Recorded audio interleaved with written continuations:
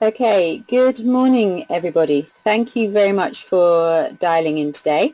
I am Rebecca Jennings. I'm Principal Client Advisor here at Global Reviews, and it's my role this morning to talk you through some of the latest research that we have on general insurance across UK, Ireland and Australasia.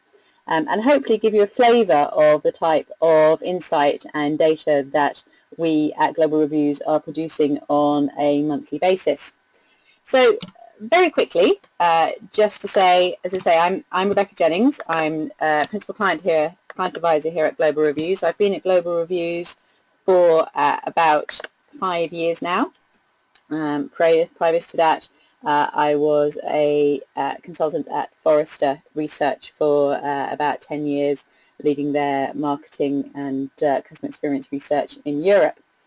So what I'm going to do today is go through, as I say, some of the latest research that we have on home and motor insurance across the territories, and I'm going to share with you the most recent data we have on these markets, but also I'm going to show you the range of research that we conduct, and as I say, hopefully show you the kind of insights that can be drawn from that data in terms of improving and optimizing a customer experience.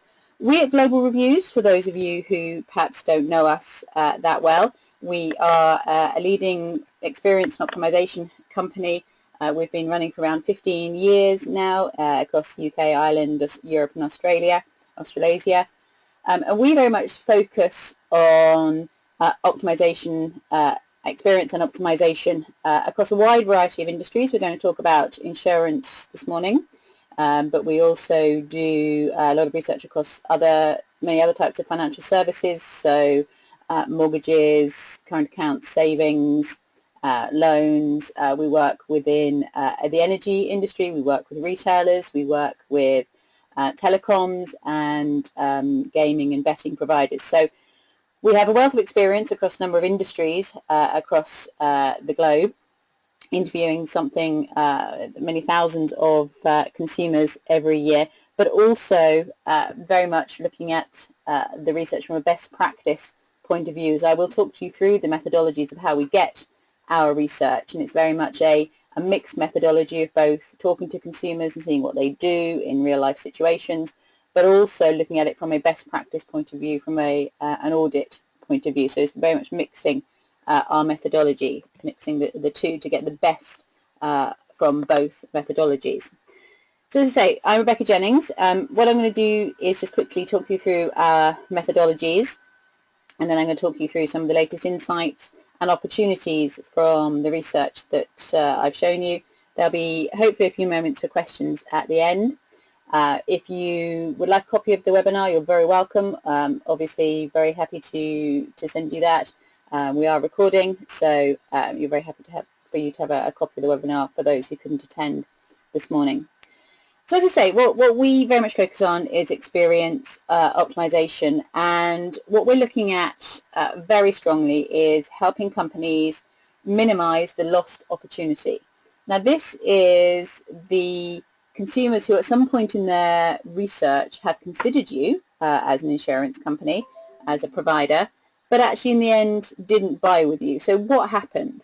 Why did they consider you, know the brand, see the brand at some point in their research, but then finally go with somebody else? What is your lost opportunity, and what can you do to reduce that as small as possible?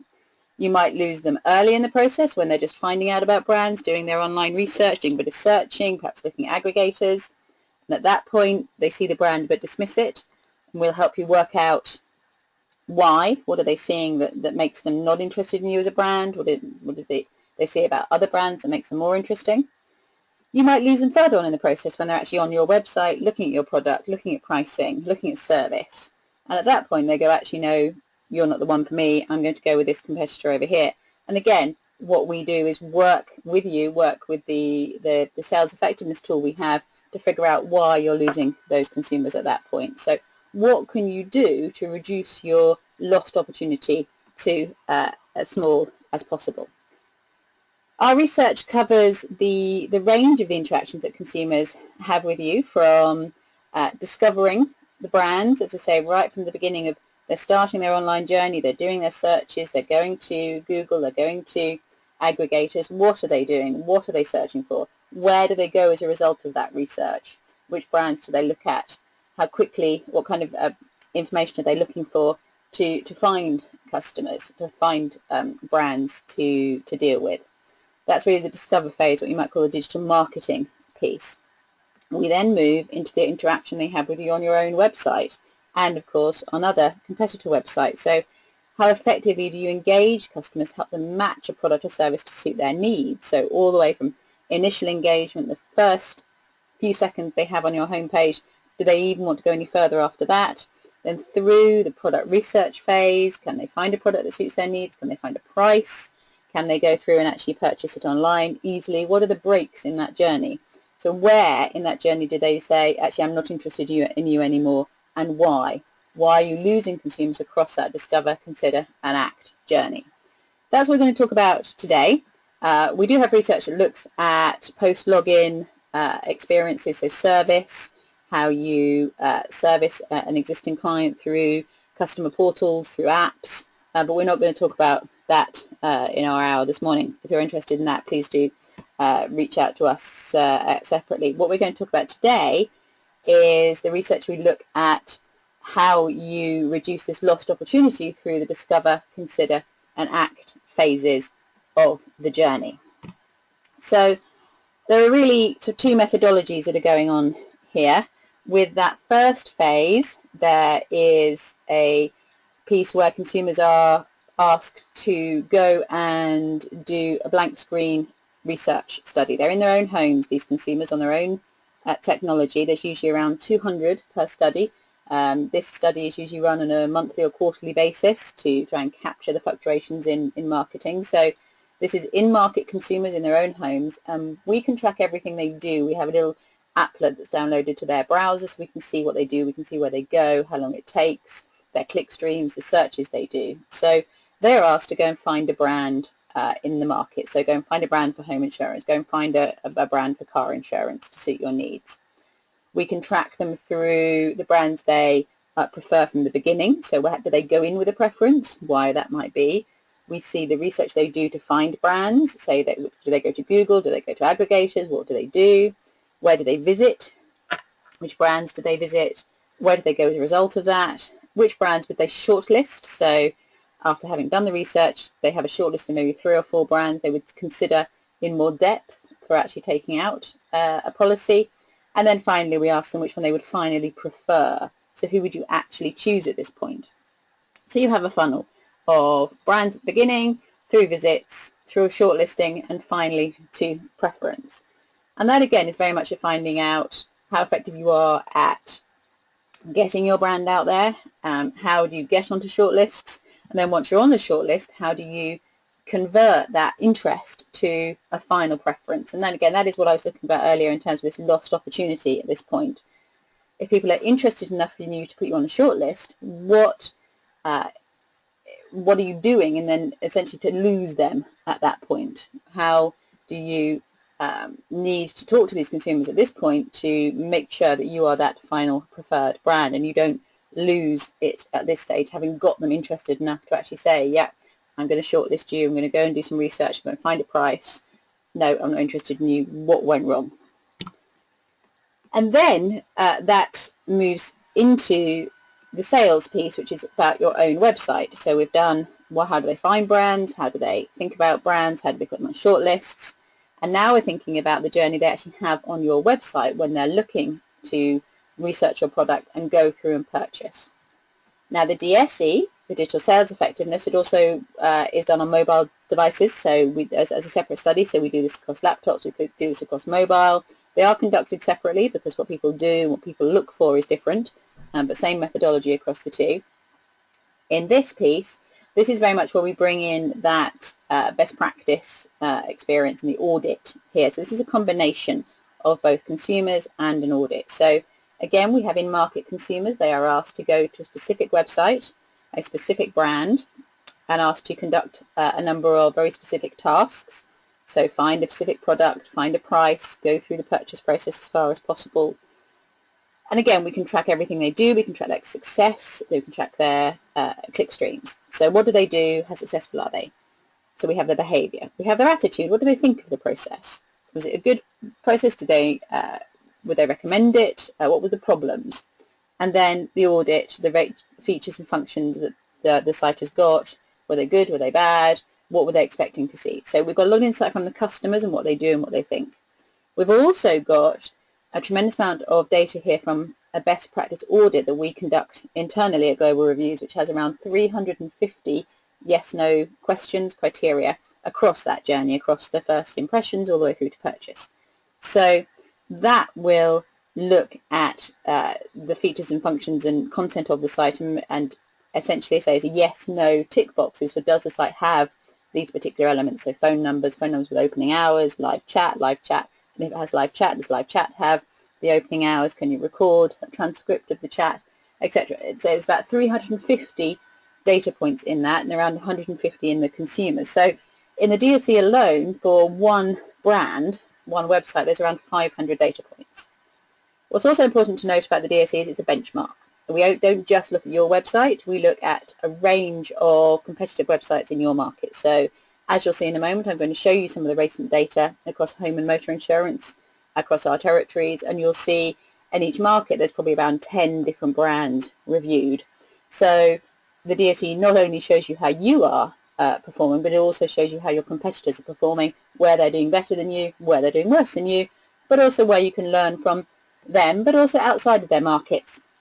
Because, as I was saying earlier, we do this across many markets, across many territories. It may be the case that actually the brand you want to learn from is actually in a different market from you, a different territory. It could be in a different industry altogether. It could be a sports betting site that does a really good job of an FAQ, for example. So we bring all that into the learning too. So what we've got here, as I say, we've got the DME, the DSE, looking at that journey, how consumers find brands, consider brands, purchase from brands. And very much, as I say, what we're focused on is helping you as a brand minimize that lost opportunity, minimize the amount of consumers who are lost as you go through this journey. So let's start with the sort of top level view of what this kind of research gives us. So what you would get at a very top level here with the DSE would be a score. So all that 500 data points, that goes into a big black box across the journey. I'll talk to you a little bit later how it's broken down, but essentially when we're looking at the real macro view here, the top output of the DSE is a score, a percentage. And we generally say, this is a bit rough and ready, but you generally say score 55% or less meant actually there were a big process fails in the journey. There were a lot of problems that consumers were coming up against when they were trying to research and buy from you. Score of 55 to 63 is okay. There are probably some key break points, but it's not doing too badly. And a score of 64 and above is reasonably good. Actually, obviously, there's still a lot of headroom there. It's a percentage out of 100, unsurprisingly. So still a lot of headroom there, but there's a reasonably good journey going on there. It probably won't come too much as a surprise. We don't get too many above the 64%. The highest scores we have running at the moment in the latest waves are around 71, 72. They tend to be out of sports betting, who are very, very focused on the immediate purchase and the immediate journey, because obviously the bet changes, the odds change. They are very, very focused on getting consumers in and getting them to bet. So there's tend to be very good at that part of the journey. So as I say, we don't tend to get a lot of scores above the 64. It's intended to be very hard. It's intended to be a hard test to pass. And of course it changes on a yearly basis. We make sure that the best practice is updated. We make sure that audit is updated on a regular, at least yearly basis. So this is intended to be a hard test to pass. But it's also intended to really highlight across that journey all of those key pain points that you as a brand can then turn around and go, okay, actually, this is where we're losing consumers. At this point, we need to improve this table. We need to make sure that call to action is much clearer. This is very much aimed, as I say, about improving that lost opportunity, but also at actionable insight. It's not intended to turn around and say, okay, you've got £2 million worth of redevelopment you need to do, it's going to take you 3 years, really major overhaul of the website.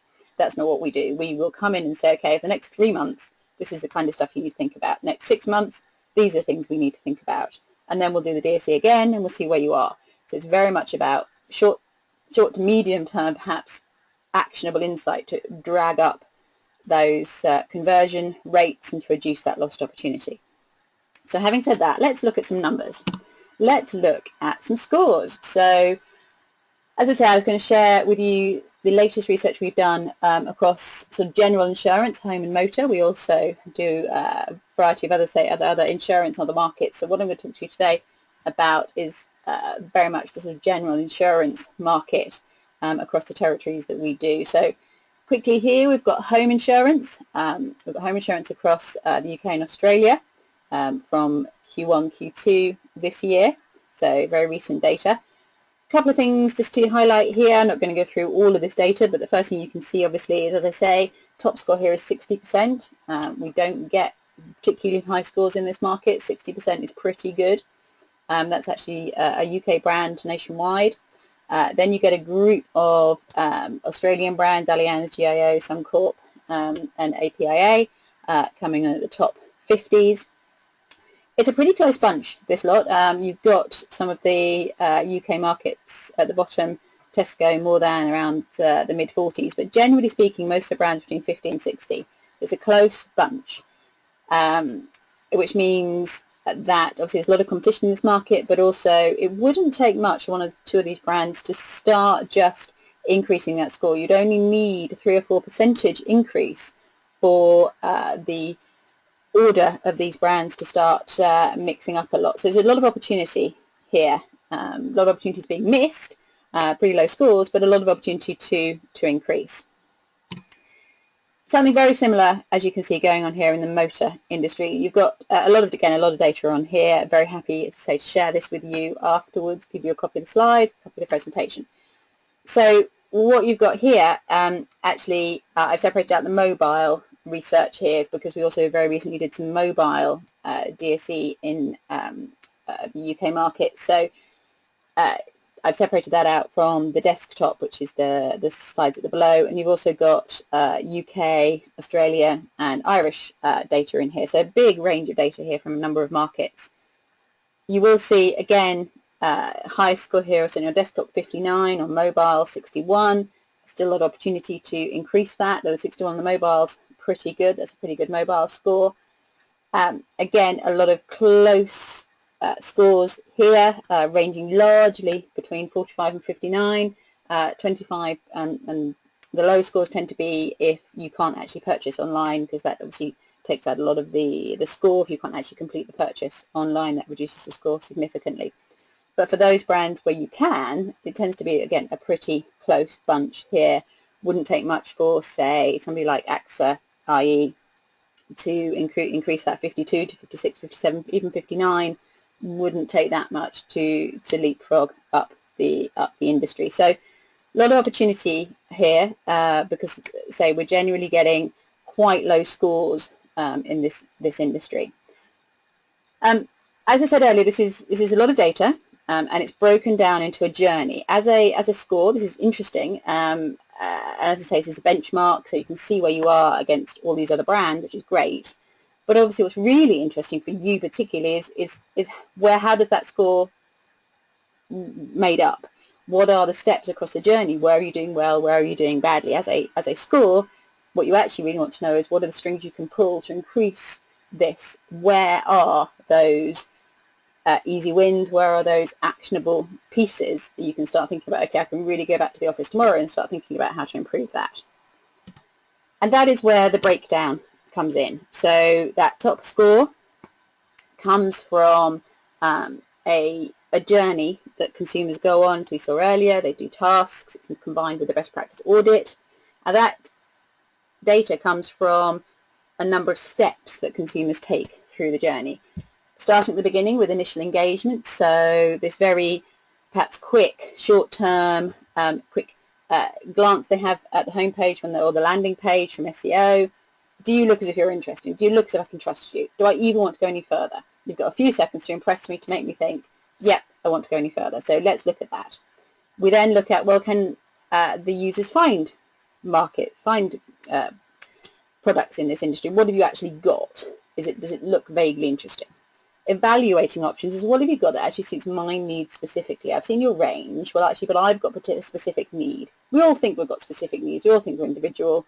I need, for example, to make sure that the car windscreen has good windscreen coverage because it lives on the road, for example, or whatever it happens to be. You've got specific jewelry you want to insure in a home. Can you, as a brand, convince me that you've got a product that suits my needs specifically? Can I find a price that matches that?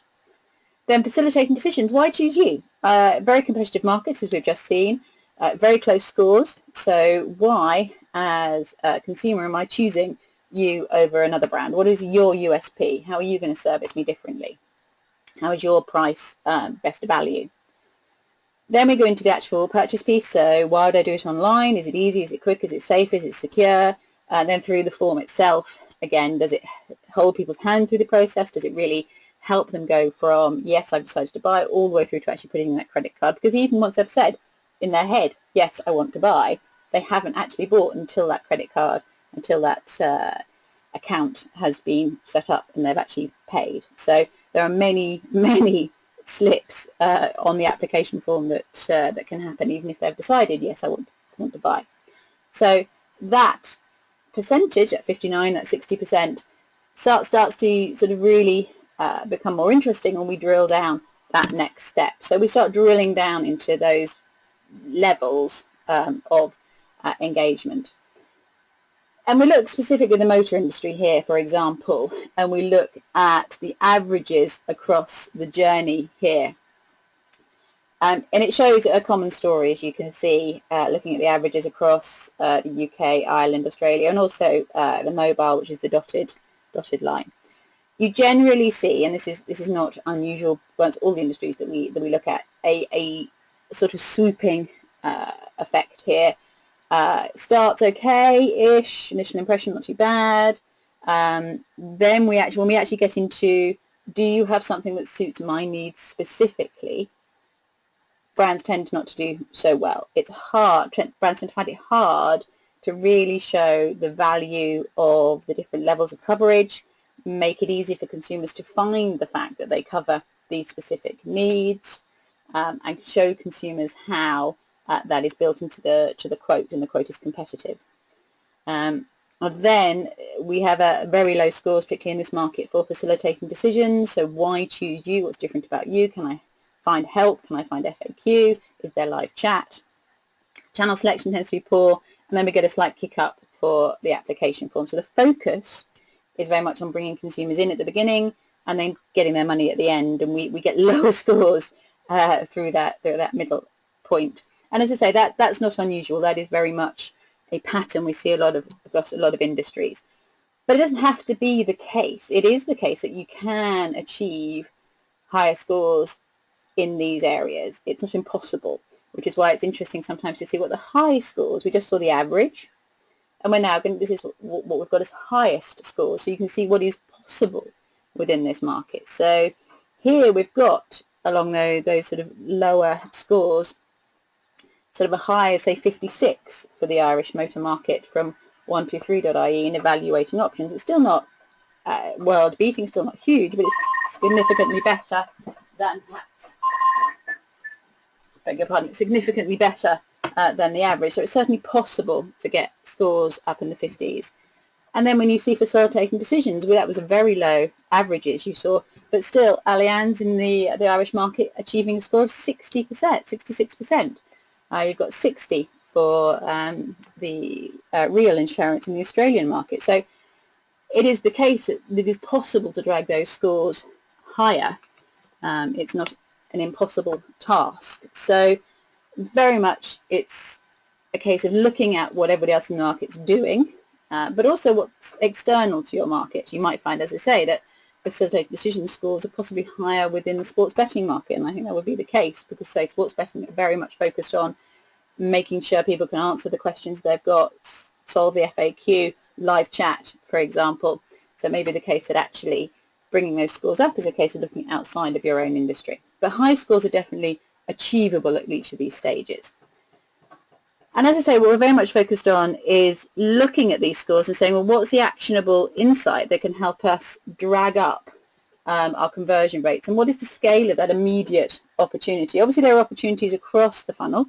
There are opportunities to improve SEO, PPC, to drive visits, for example. But what's immediately often interesting to look at is that lost opportunity at the end here, where you've done a good job in that you've got to the short list of somebody's decision tree. So they're trying to take out a car policy, say, or a home insurance policy. You're on the short list, but then you lose them. That is that lost opportunity. That is that percentage at the bottom here in the blue boxes for an Australian insurance market. So each of those funnels represent a brand in the Australian home insurance market. And so we're looking at the lost opportunity, how much they are losing from the shortlist. So even the highest performer here, which is the red bar over on the left, they are losing 53% of the people who put them on a shortlist. More than half of the people who would say, okay, you're really interesting, I put you on my shortlist to decide to spend a little more time looking at, they're losing more than half of them at that point. And actually for those other brands, the next three brands, even higher, 60%, 70% nearly of consumers who put you on the shortlist are being lost. So that is your immediate opportunity. That is an immediate, essentially low-hanging fruit, if you like, because you've done a lot of the hard work. You've got to their shortlist. You're convinced them you have something that's interesting, but you're not pushing them across the final winning line. Why not? Why are you losing between sort of 50 to 70% of the consumers at this point? And that's what we see from the DME, and we can see what the scale of that opportunity is. And then we can say, well, actually, what can you do about that at this point? What is the sources that users are using to inform those decisions, and what can we actually do about rescuing some of that lost opportunity and bringing it down? Brand sites still have a tremendous amount of power in this market. So this again is from the DME to see what kind of sites consumers use in searching for insurance, because obviously they take in a lot of different sources. They do use, everybody uses search for everything. We all use search for everything, even if we know where we're going. So we use search, but brand sites still have a tremendous amount of power in this market. So 75% of Australian home insurance consumers are looking at brands, 61% of UK motor, 73% of Australian motor. So aggregators do have power, and again, we look at the aggregators and we look at how they deal with brands in the market. We look at the power they have, we look at the influence they have. But brands, your brand website still has a tremendous amount of power in this market. So it's really vital that you get that journey right and you start improving those little pieces of journey that upset consumers, a little, almost a death by 1,000 cuts by the end.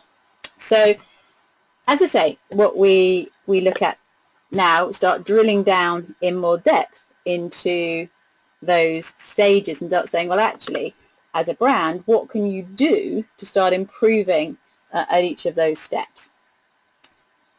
We saw earlier it's split into 6 different stages: the consider and the act phase. The consider phase particularly, here, initial engagement, introducing options, evaluating options, facilitating decisions. So we're going to look a little bit in depth at some of the data that comes out of a couple of these stages that where the market's doing poorly.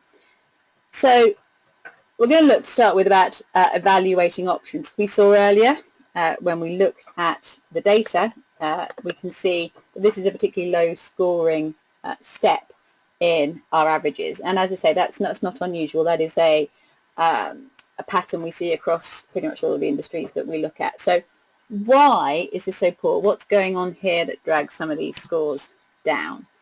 This piece is very much about helping consumers understand you have a product that suits their specific needs. Not just we have these 2 types of product, we have comprehensive, we have third-party fire and theft, or we have high-level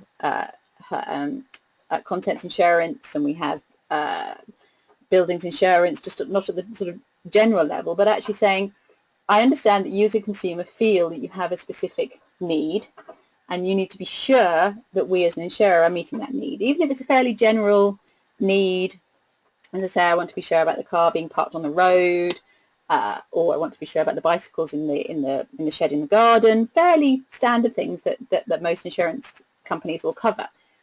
But you as a brand have to make sure that consumers can find that information on your website and come away thinking, yes, this product suits my specific needs. I managed to find the detail that shows that.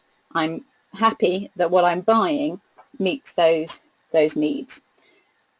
And actually, as you can see across the industries here, a lot of brands really struggle with making consumers happy that that's the case. This is actually looking at, say, motor insurance here, because it's just getting too much data to look at everything.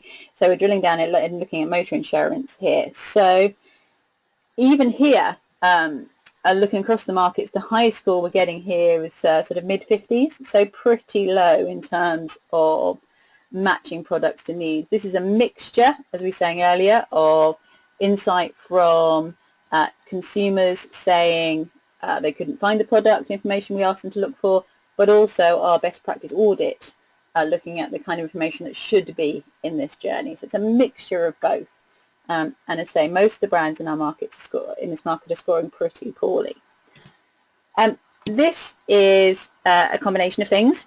A lot of the time you'll find high-level product information very easy to find, but actually when you want to drill down and think about, let me have a look, does it really cover, say, this windscreen smashing? Does it cover blowouts of tires or whatever it is that concerns you as a customer specifically? When you start to try and drill down, it's really hard, specifically before you get to the payment page. Sometimes it'll be the case that when you're actually halfway through the quote page, you'll get the information. But actually, while that will suit some consumers, there's an awful lot of other consumers that it won't suit. A lot of consumers don't want to start going down the quote process before they're convinced that you're actually going to have a product that interests them. So it's about making sure that all consumers can find the information where they want to find it in the journey, and they're not forced down a journey that you want them to take. Which, as I say, many will just go, no, I'm not starting to give you my personal information before I'm sure that you can cover the windscreen or theft from the boot or the bicycle in the shed in the garage. So it's about thinking about making sure all of those consumers can be happy about your product at their chosen point in the journey. So as I say, so for example, with Admiral, very easy to see top line features and benefits. So you've got some standard stuff there. You've got, say, windscreen repair, courtesy car, European cover, stereo cover, great. But actually, when you try to drill down into some more detail, it's very hard to find. You've got your questions answered, but that's sort of top level FAQ, which is good content, but it doesn't get to this particular question that consumers have about what is specifically being covered here. Can I be sure that you're going to cover my needs before I start getting into a long quote process giving you my personal information? Often what happens here, the key problems we have are that it's just finding where to start looking was not easy. It's a mixture of things often. This is a couple of representative, is a click stream. I said earlier we see where everybody goes, we can see their click stream, how long it takes them to do things. So you would have a click stream that, well, hopefully looks a little shorter than this, but in this particular case it's a very complex click stream for this particular brand, trying to find this information, people going backwards and forwards. So the key problems, finding where to start looking, and it wasn't where I expected it to be. So the information might be there, but it's buried. It's buried in the FAQ, or it's buried in help. It's not where people could expect it to find it. But also, it's just not there. The information on the plans was not complete. So brands saying, actually, no, I want you to go through the quote process before you get this information, and consumers saying, well, no, I don't want to do that. This is not what I was looking for. The information is not complete. So both issues, it's either there and it's just very difficult to find, or it's just not there at all. And a lot of this, again, it's quite simple stuff, some of this. It's quite simply a case of making sure that consumers can, at a glance, see the differences between the products that you're offering, and that the key policy features are brought out. You don't necessarily want a huge amount of small print here. This is not about putting up in-depth PDFs about policies. This is about saying, well, actually, this is the 15 or 16 really interesting top stuff that we think people are interested in, the things that we cover. that we need consumers to know that we cover. We need them to know that when they're looking at other brands in the market, that we can match that. We do the same thing. Because if somebody else tells the consumer, oh, we cover theft from the boot of the car, and you don't, in a clear manner, the assumption is you don't. The assumption is you don't do it, and so the brand does. So it's a tick for them, simply because they've highlighted that interesting information in a better way than you have. They've made it easier for consumers to quickly see that the policy will meet their specific needs. So it might be a tick table. You've got a tick table here. Can't decide which car insurance is right for you. Compare the benefits here. So this is RACQ in Australia. You can compare features, benefits, and discounts. You can compare the kind of discounts you would get if you were a customer across the different opportunities, different policies. It's a nice little feature that just says, okay, this is what we cover, but also this is the benefits of essentially being a customer, the kind of discounts you can get, loyalty customer discount, multi-policy discount. So encouraging that multi-policy purchase, for example. Nationwide, take a slightly different view. This is just a yes-no table, the 3 types of insurance that they cover, car insurance. So again, very quickly, just making sure that all consumers can be happy when they go through the process that your product suits their needs specifically. The sort of further step here, helping users make informed choices, calculators. This sort of gets more into the home insurance cover as well. We were talking about home insurance earlier as well. But if you're asking consumers to make decisions on the levels of cover, help them understand what that actually means. So don't make them come up with a number off the top of their head. Help them calculate what they actually need. Link this within the quote process. Don't make them do it, take them into the quote process and then just assume they've done it and assume that they know what they're doing. Because a lot of people just go straight to the quote process. So link this integrated within the quote process.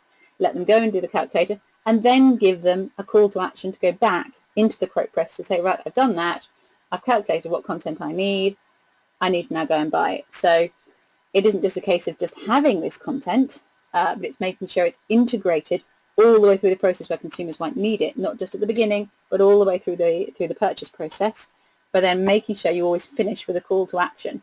A standalone tool that just helps you calculate is of no use at all, because people won't remember the number, they won't find where they were previously, they won't be able to go back into the process. So have the content to make them convinced that your product will suit their needs, it will be able to cover the products that you want them, that they want to cover, to the value that they need it to cover them, and then pull them back into the process seamlessly with calls to action. So that's about evaluating options. Again, just very quickly looking at some of the pain we see. The next piece, or the second piece I'm going to look at here, just to illustrate some of the insight, is facilitating decisions. This is this piece about why choose you. You're in a very competitive market here. All markets we look at are competitive, quite frankly, these days, but insurance, one of the majorly competitive markets, a lot of competitors in each of the insurance markets, whatever market it happens to be, a lot of competitors, some very big names, but a lot of smaller ones, or online-only brands, for example. So incredibly competitive. Consumers finding new brands all the way through the journey when they do their searches and they go to the aggregators and they go to price comparison sites. When they come to the end, when they've looked at your site, when they've found your price, why are they choosing you? What makes you different? What's your USP? Why are they choosing you, trusting you? Because at this point, it's all about trust. You haven't got a product they can see, feel, touch, try on, look at, share with friends. Do we think it's interesting? No, we don't. It is very much about its trust element at this point. They're giving you money online on the trust that if something went wrong, you would come through for them, and it would be easy, and it would be simple, and it wouldn't be hard to claim for that stolen bicycle, that windscreen, that stolen car.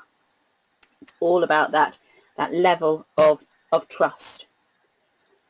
And this is one of these scores where we do get wildly different scores across the markets and across the brands. We have some brands who do very, very poorly at this.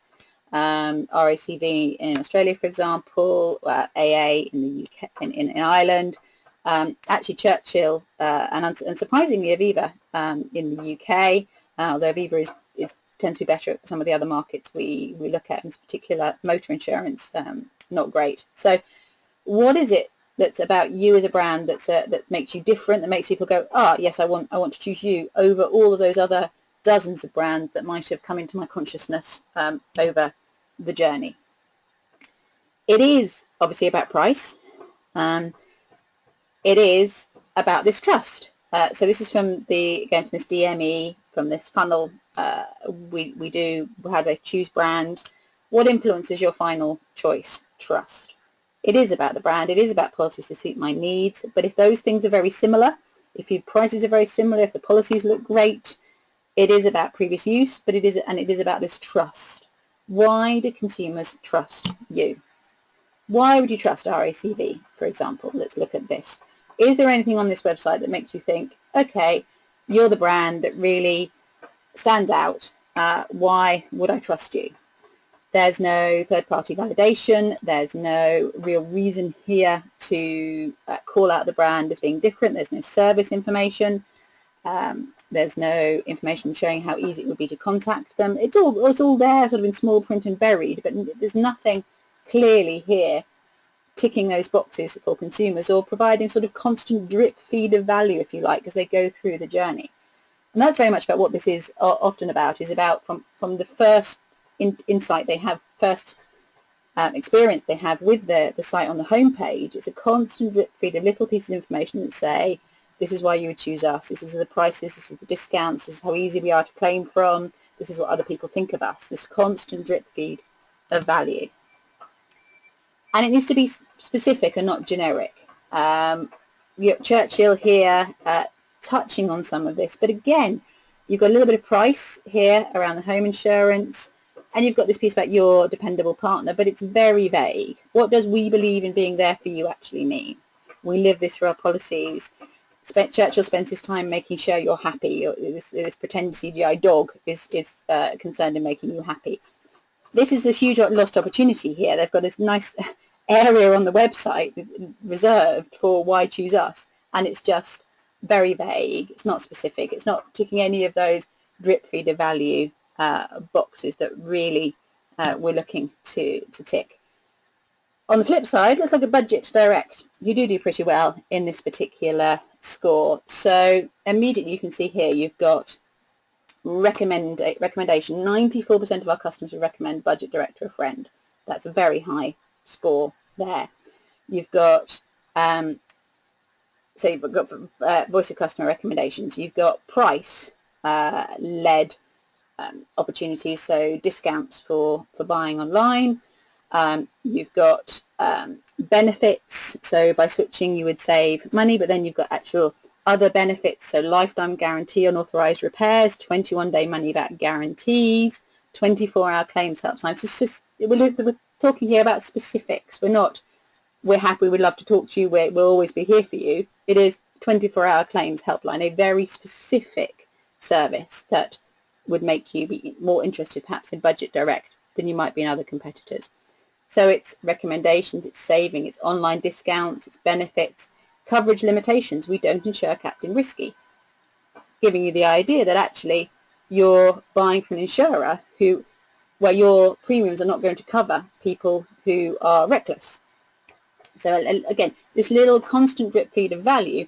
Why would you go with Budget Direct? Oh, there's a whole bunch of reasons. Whether I worry about what other people say, I'm worried about getting a good discount, I'm worried about insuring people that aren't as good a driver as I am. So all of that, outstanding value car insurance awards. So all of this little drip feed of value, hitting those different reasons consumers might care. Similarly, 123.ie and Swift cover, addressing very explicitly why choose us. You can actually see these pieces on their websites are entitled Why Choose Us. So you've got happy customers, again, recommendations from 123, awards, award-winning services, emphasis that the coverage is backed up by an established insurance group, because 123 is a sort of online-only brand. Been around a few years, but not tremendously long. So it's just reassuring consumers that they're not sort of fly-by-night brand. They really are backed up by hundreds of years of insurance experience. You've got voice of customer. Swift Cover, why choose us? They are very much, again, online only, so they're pushing the advantages of that. So quick, easy, safe, secure, print your certificate, cutting costs, not corners, so we might be cheap, but it still doesn't mean you still can't have that 24-hour UK-based claims line, a courtesy car, lifetime guarantees, etc. So specifics, not generics. Specifics, why would you trust us? And this is why.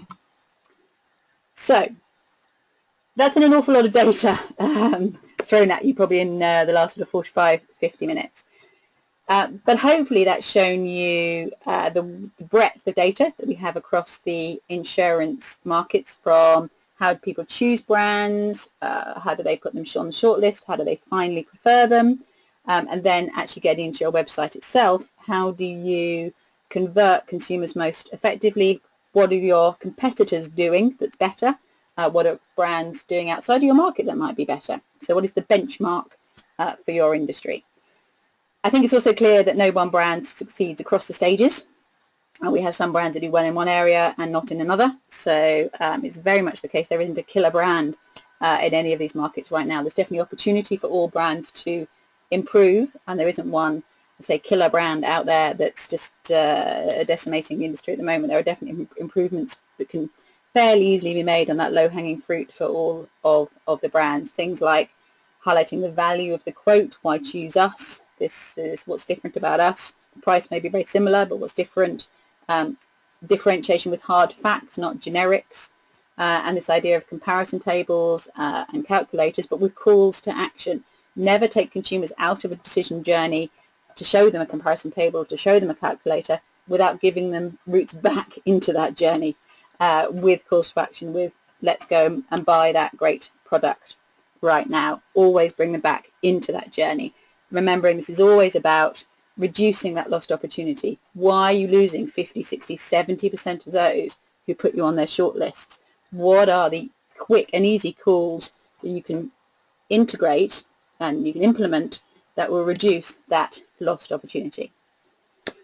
So thank you very much for your time. I say this has been a glimpse into the breadth and depth of the research we have across the insurance markets in those territories. Obviously, as clients, you would get significant more depth and breadth of data and insight. You get to add your own brands into the studies.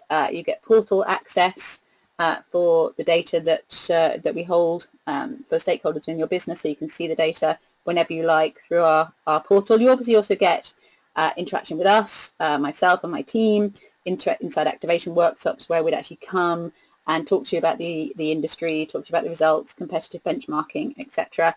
And we also add in advisory hours for deeper research specifics. But also, obviously, there's the opportunity to look at post-login, service researcher and apps. So if you're interested in any of that, please do let us know. My email is rebecca.jennings@globalreviews.com. Thank you very much, as I say, for your time this morning. It's been good to talk to you. Do let me know if you'd like a copy of the presentation. But just remains for me to say thank you very much and have a good day.